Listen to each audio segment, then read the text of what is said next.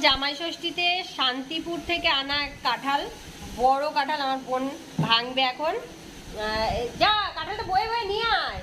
তো শান্তিপুর থেকে অত দূর থেকে আনা হয়েছে, কাঁঠাল না হলে জমে জামাই ষষ্ঠীতে। তো এখন কাঁঠাল ভাঙা হবে। তো চলো তোমাদেরকে দেখাই। ইয়া বড় কাঁঠাল গাছের। চলে আসো।